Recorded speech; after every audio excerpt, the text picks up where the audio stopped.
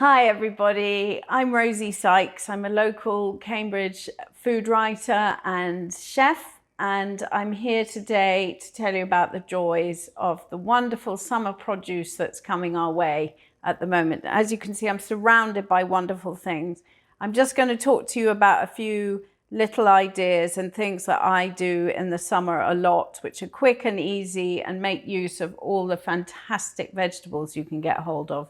And I'm going to give you a really good tip for tomatoes. So tomatoes are just starting now, and we'll see them throughout the summer. Look out for, lovely deep red. If they're really good, you'll be able to smell that smell of the leaves of tomato, which you may not be familiar with, but it really smells of the earth, and that's a good sign. That's a good tomato. But this is my really handy tip for tomatoes to make them. Because a lot of people don't like the skins, and obviously you can do this with little tomatoes, but it's quite a lot of work. It's a Spanish technique, and they use it if they're making soup. They make a very classic dish in Spain called pan con tomate, which is bread with tomato on top, and you toast the bread, rub it with garlic, put some grated tomato on it, and then olive oil and seasoning.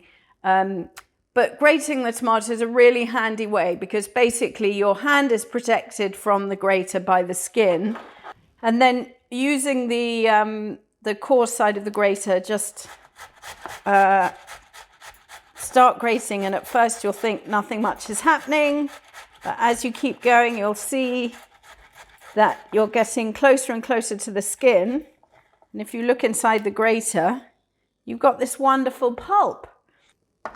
And also the great thing about that is that you get a lot of the liquid out. So if you slice tomatoes and put them into a salad, you'll often end up with a lot of liquid at the bottom. But if you've grated like this, you're going to find that it sort of amalgamates much better. So you don't get a runoff liquid. It's all together. Another thing to consider on the climate diet is pulses. Pulses are fantastic, and we have quite a lot of growers of pulses in the UK now. So specifically Hodmedod's, who are based here in East Anglia but work with farmers all over the UK who grow for them, but they are very involved with all the other farms that they grow with, just to help them and guide them, because they have grown a lot of the pulses themselves in trials. And one of the things that I really like to do with them, and it's a really quick hack for replacing mash. We all love potatoes, and we love mashed potatoes especially, but sometimes you don't have time to peel them and boil them. If you haven't had time to soak a bean, you can get tinned beans, which are brilliant, and make a mash. And this can go on top of a shepherd's pie. It can go with some veggie sausages. It can go with anything, really. It's just a really nice high protein addition to a meal, and incredibly quick to do. I put a nice slug of olive oil into a pan like this, some salt. On this occasion, I'm going to do a few chili flakes. That's quite fine chili. And a little bit of rosemary, which is here. And then what I do is I heat this up. And while it's heating, which if you're using induction is very, very quick, just drain the beans. I've saved the liquid from the beans because that's very useful too. I'm going to tell you all about that in a minute. So this is heating up, and while it's heating, it's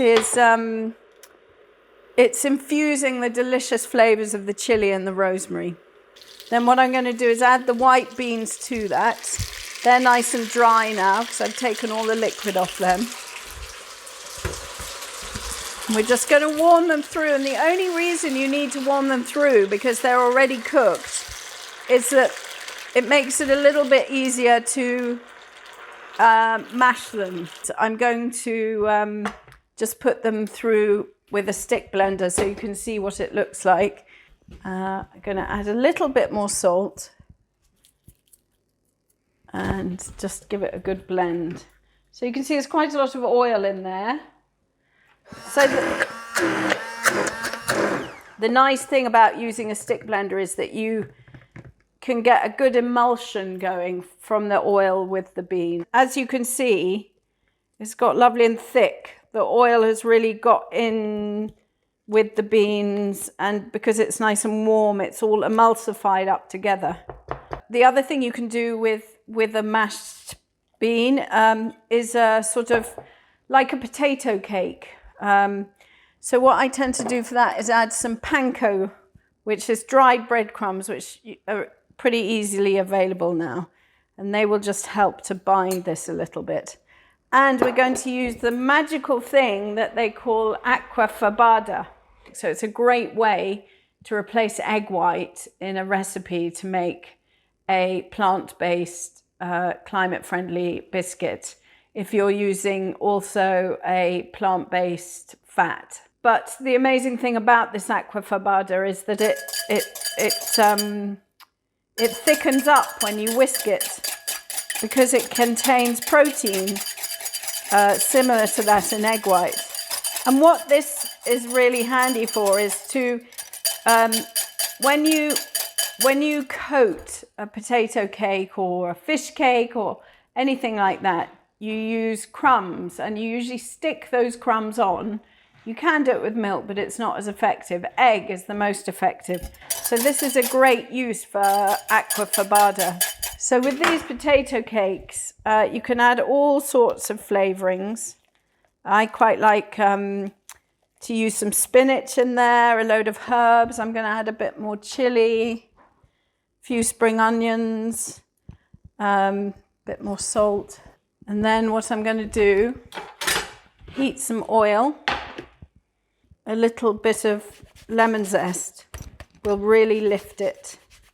So I've got this lovely thick mixture. I've got some plain flour here. Just going to put a little dollop in there. And then I'm going to kind of cover it in flour. And what it'll do is just make it more handleable. Then I can make it into a little cake. And then next it goes into what would traditionally be egg, but in our case is aquafabada. It's going in there. And then it's going into some crumbs. So finally we're in the panko crumbs. And again we do the same, just cover it a little bit. And then we're able to shape it up. And there is a lovely little white bean cake. So we're heating up some oil.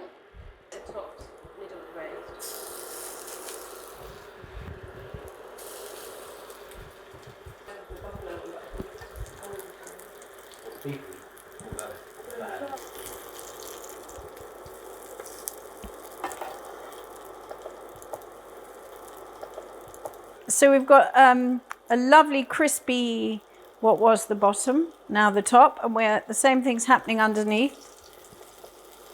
So just as the white bean little cakes are finishing off, I'm going to make a tiny dressing with that lovely grated tomato, which I'm going to add a little bit of lemon juice to, a load of chopped herbs. So I've got basil, mint and parsley here. But you could use hard herbs, so for example rosemary, chop that up really finely, and our friend the spring onion as well. So now we can use the juice from that lemon. A little bit of salt, grind of pepper, a little bit of olive oil too. Here are our white bean cakes, looking lovely and crispy.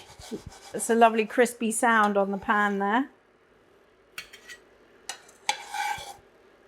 And then a little bit of this dressing. There we are.